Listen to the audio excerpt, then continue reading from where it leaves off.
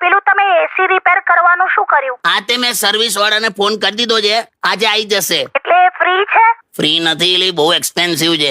એમ નહીં, માણસ સાંજે ફ્રી છે. હા હા આલી હા.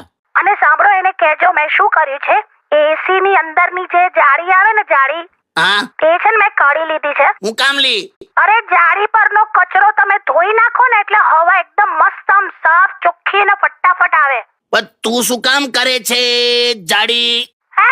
જાડી કાઢીને તે જાડી એમ હા તો જાડી પેલો સાફ કરી દેશે.